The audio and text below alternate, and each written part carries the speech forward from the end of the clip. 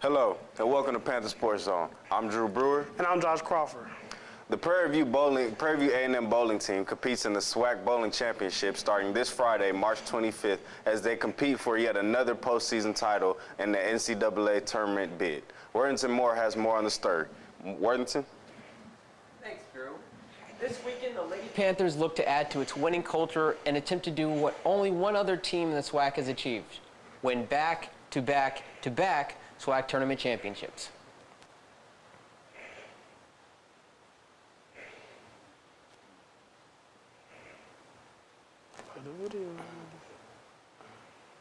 For the fourth season in a row, the Lady Panthers bowling team claimed the SWAC regular season title with a 24-4 record in conference this year.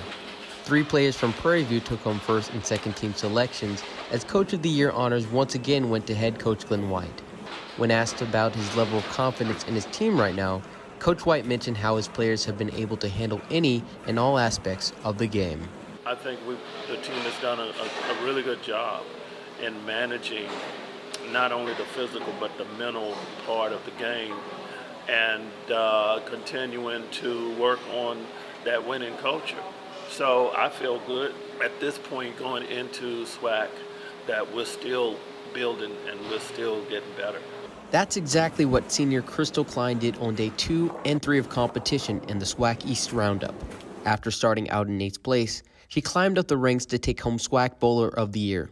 What's her secret? Freshman year, you come in, you're so nervous, and then senior year, you become the veteran and you slowly become more relaxed, but at the same time, there are still those nerves because you have to prove to yourself that you can do it first, and then always help your teammates because it is a team sport.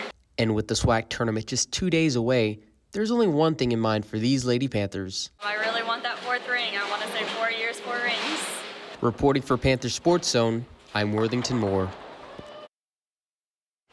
Thank you, Worthington.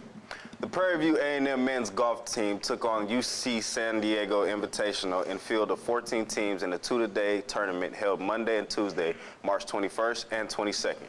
The Panthers finished 13th overall, posting a total team score of 906 in a 2-day, 3-round event. Junior Rodarius Rondo Walters led the Panthers with an overall score of 224, finishing 8 over par, tied with 47th place.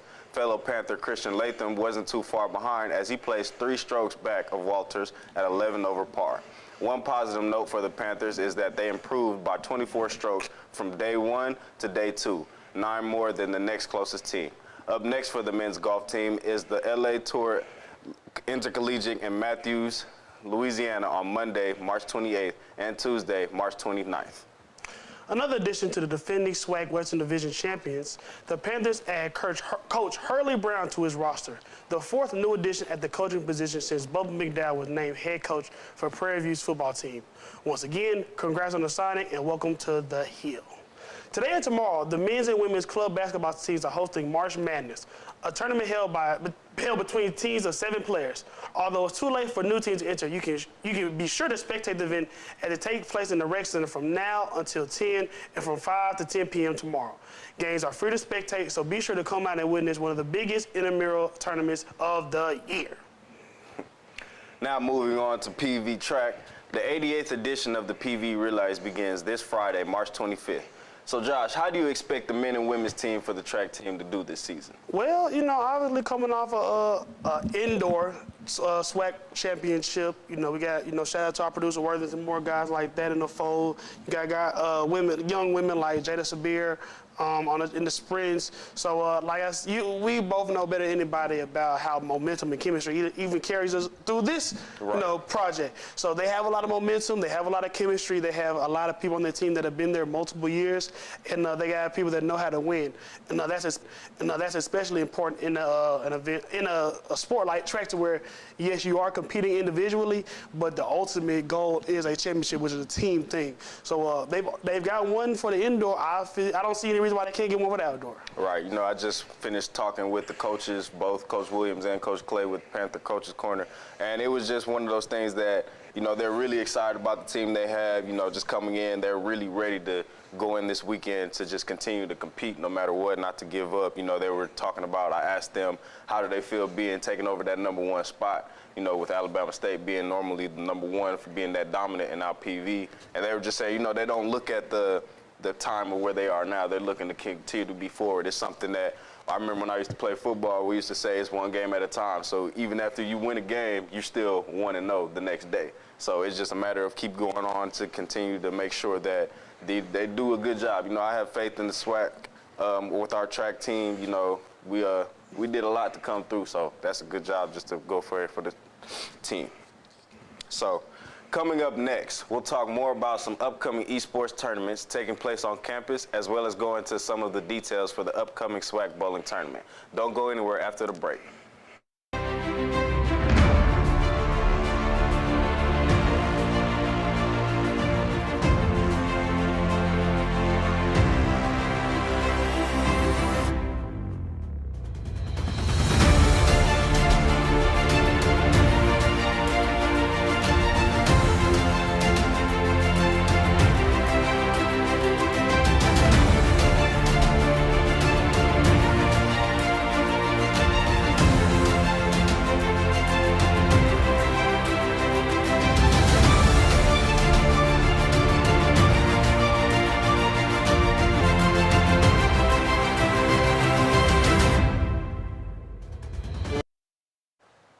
Welcome back to Panther Sports Zone. The Southwestern Athletic Conference has tabbed Southern's Alana Mark and Bethune-Cookman's Hannah Ortega for SWAC Softball Weekly Honors for their outstanding performances during this past week of conference play. Mark completed the weekend with 3 home runs and 10 plate appearances, scoring a total of 4 runs in a series sweep of Grambling State. Mark has a .290 batting average and a .452 slugging percentage with a fielding percentage of .973. She set a season high in marking hits, doubles, home runs, RBIs, and assists in the Grambling State Series. The SWAC pitcher of the week, Ortega pitched 12 innings with 1 unearned run as BCU swept Alabama State in a doubleheader. She struck out 16 with an opponent batting average of .220 for BCU's first SWAC series. This past Monday, SWAC Esports announced that Prairie View A&M will be hosting their Madden 2022 and NBA 2K official campus grand championship online tournament, with the winner securing an all-expense-paid trip to the SWAC Esports Championship and a shot at the $1,500 grand prize. Both tournaments begin next week, as the Madden tournament will be played on Monday, March 28th at 7 p.m., and the NBA 2K tournament played the next day, Tuesday, March 29th, also at 7 p.m. Central Time. For those that are interested, you can go to the PV Panther Esports, SWAC.org, or can go to the Twitter or Instagram and type in SWAC Esports for more information. Yes, I need to talk to my producer. We don't, you know, we do a good job. We don't usually read through the script all the way, but yeah, Worthington, give me that link. I can win $1,500. The SWAC is slated to host the 2022 SWAC Women's Bowling Tournament on March 25th through the 27th at the International Bowling Training and Research Center located in Arlington, Texas. The 3-day event features the league's top 6 teams at the conclusion of the regular season play. Participating teams for the tournament include our own Prairie View A&M, Alabama State, Southern, Texas Southern, Jackson State, and Florida A&M. The following format will be used during the event. On Friday, 5-person regular team games will be played in the qualifying rounds. Total pinfall from these matches will determine the seeding for the remainder of the double elimination tournament. On Saturday and Sunday, the 6-team double elimination tournament will begin. Baker format, in which a team must win best 4 out of 7, will be utilized. Teams will be reseeded 1 through 6 based on their total pinfall in the qualifying round. The top 2 seeds will receive a bye in the winner's bracket. Fans and spectators will be allowed at the event, and admission will be free to the general public. The tournament will also be available to watch on ESPNU and BowlTV.com. That's a lie. That was a lie. Shout out Worthington, because I wouldn't have known none of that stuff. Coming up next, we have second team All-SWAC Diana Rosenthal. Stay tuned for the interview. She's a hooper, y'all. I'll come back after the break.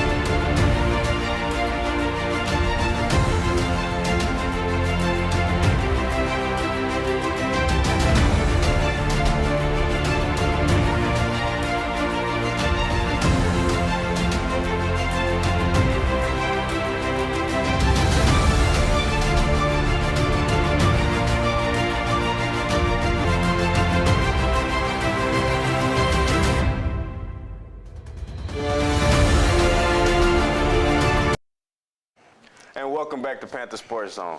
Joining us today, we have junior guard for the Panthers basketball team, Diana Rosenthal. Diana, how are you doing today? I'm pretty good. That's great. That's good. You know, she's a hooper, Drew. You know, I seen her out there, you know, working the game, stuff like that. We talked a little bit before we came on and started recording. You say you've been here 3 years, so I'm saying I've seen her. She got the goggles, G. She got the goggles. That's what I've known her for, because I've seen her actually around campus. But I was like, who is this girl on the court with these goggles looking like Amari Stoudemire hooping? So no, she's a PTP, as Dick Vitale say, a primetime player. So I'm really excited about this. Right. So, who would you say is your biggest inspiration when it comes to basketball, or just in general? My dad would probably be my inspiration. He's been taking care of me and my brother since 8th and 6th grade, so like everything I do is for him. Right. You know, as somebody, I'm from Memphis. You know, I didn't tell you that, but you know, that's basketball-dominated city. So when I just got a critical eye towards basketball players. So when I see the way that you hoop, you know, your ability to score the basketball, the way that you shoot for your hand off the bounce, for me, I think it's C.J. McCollum as the first person that comes to mind. But obviously, you're the player. Who did you draw inspiration from, and who do you model your game after? I think, personally, I'm like a Kawhi Leonard. I like it. Or Paul George, somewhere around those lines. I feel that. Yeah. Defense. You are pretty scrappy too, honestly. So now you said you want to rock with the C.J. McCollum. That one gonna get it. I feel that. Yeah, she's the baller, not me, y'all. What you got, Drew? So, with that being said, who right now in the NBA, WNBA is your favorite player?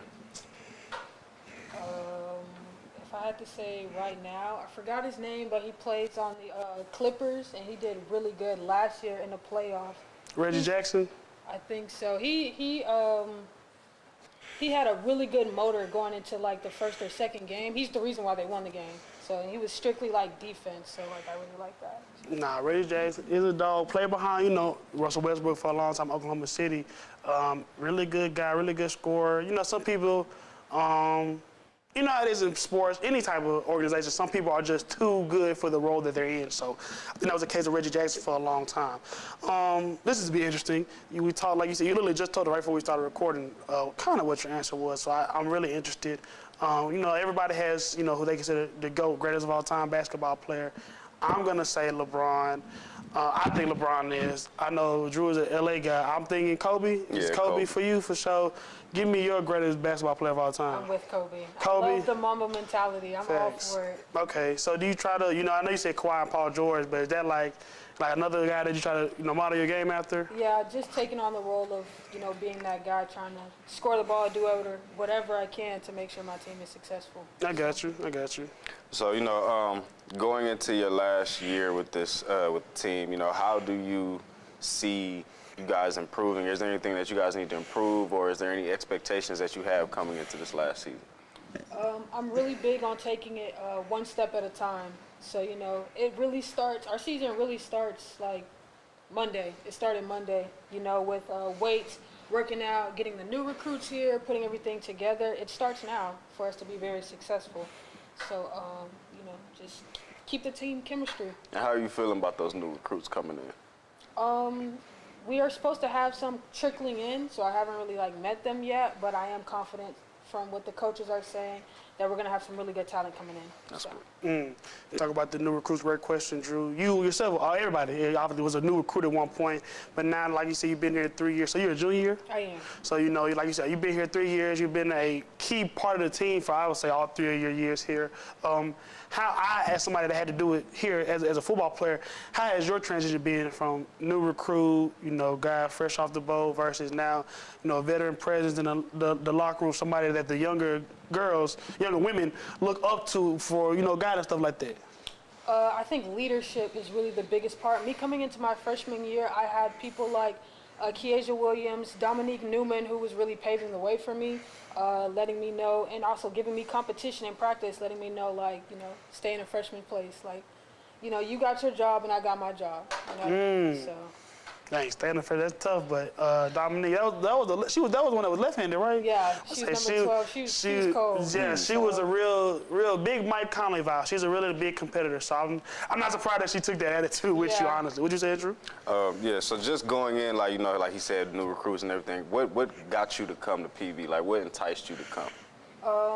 like I said, everything I do is for my dad. We actually came on the visit together. That's really what like drew me in, because some of my other visits, it was just me. But Coach Pugh actually brought me and my dad, and she knows that he plays a really big part in my life. So he loved it here, I loved it here, and it just kind of felt right. So. So you told me off camera that you're from Florida. Obviously, this is not close to Florida. You know, it'll be hard to see by the way you hoop now, but you told me, you know, that you kind of a late bloomer, didn't really get to where you are athletically now till your junior year. But honestly, that's not a uncommon occurrence. You got people, I think like college sexton, people that kind of rise up really late in the high school. So it's not uncommon for you to be a breakout junior or be a breakout rising senior. So tell me, why did you not think that you got heavily recruited and that you broke out, around your 11th grade year? And what made you come all the way from Florida to Texas, Houston? Well, I think it was best to get away from Florida, get away from my environment, see something different. Outside of Florida, I don't think I've ever really been like out of state except for like Tennessee, and that's where I was born. You was born in Tennessee? Yeah. Where in Tennessee you was born in? Chattanooga. Chattanooga, Chat-Town. Shout out to the Mocs. Got them an NCAA tournament bid. I like you even more now. Continue what you were saying, girl. But I love Houston. It's a lot to do. The people on campus are really nice. They're really supportive. So and they're not crazy like where you from. That's the better part. I know. So how do you recall your first meeting with Coach Pugh? Like, how was that just to get to know her? She was recruiting me since, I want to say my junior year of high school, maybe a little earlier, I don't remember. But the conversations with her, she told me straightforward, I need some dogs on my team. I need some defensive dogs on my team.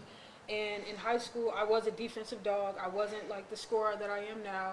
That kind of came with like working out and stuff. But, I knew I could be that defensive dog for her team, so. So you talked about developing that defensive mentality. That's admirable and very important because you know better than anybody else.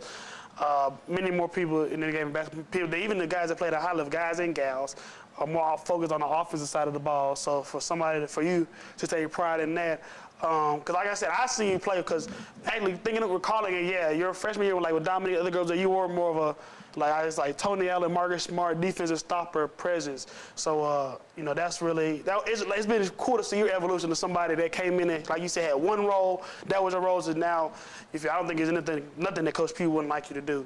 So, tell me, Diana, like you said, you popped out your junior year. Coach Pugh started recruiting you your junior year. So, you talked to me a little off camera. You said that you hopeful about, playing professionally at some level. When did you start to see in your life that basketball was something that you could take serious that could potentially provide a living for you? As an athlete, you sometimes have doubts of, is this sport really for me? I feel like if you don't have moments like that, then the sport is probably not for you. You should have moments of doubt. But I think this year, actually, I felt like I can play overseas.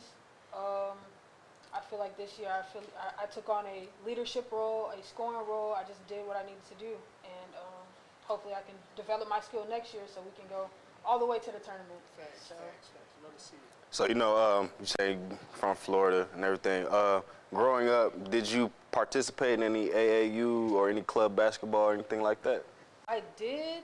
I mainly was local, but we couldn't afford AAU. So, like my junior year, that's the last year you could play, my coach from high school helped me out a lot to get me out on the circuit. But generally, no, I would go outside, on the outside courts and play with, the guys from the hood. Yep. So. Hey, that's how it be sometimes. Sometimes the hood basketball court is the best teacher you can ever have. I'm telling you, that's a different breed right there. She learned on the streets, boy. Oh my boy. You good. Yeah. I feel you. You got anything else you want to say, Josh? No, just thank you for coming. Like I said, you are a real hooper. I appreciate your time. I appreciate what you're doing for PV on the women's side because it ain't always been good. You know that. So you're really a big inspiration. Honestly, you're kind of the heart and soul of the team. You're very articulate. That's probably why Worthing brought you in. And I'm just sending you, good vibes, good energy. Anything that you do for basketball or not, you seem like you're a very smart young woman, very positive. And I'm sure that you'll do something positive, whether or not it's putting the basketball in your hand or not. So I'm just rooting for you. We support black women on this program. Yeah, just one of those things I wanted. The last question I had was just a matter of see how Josh said that, like, you coming out here taking that leadership role and just being the new leader of the team. How do you feel about just leading your team into this next season? Like, what do you feel the team needs to improve, like individually, but as well as just a team as a whole? As far as leadership, this year and next year, this year I took on, like I said, a big leadership role. I never really had that leadership role the whole time. In fact, last year I wasn't too good at it. Right. So it was a learning year. This one's really good. So my senior year, hopefully I am the best leader I can be. As far as improving the team, just keep working hard and continue to get in the gym when nobody's watching. Thanks. Like I said, I can't say it. I can't reinforce enough. We support black women. We support people in our community doing positive things. We support articulation and communication. And this sister right here has it all in abundance. So yeah, you should be doing. Yeah, Diana Taurasi, watch out. Brittany Browner, try to get out of jail before you mess with my girl Diana. Thank you. Well, that will be all for today's episode of Panther Sports Zone. Make sure to tune in with us after spring break, Monday 21st, for more Panther sports news, information, and SWAC news at 5:30. Once again, I'm Drew Brewer. And I'm Josh Crawford. And we're signing out.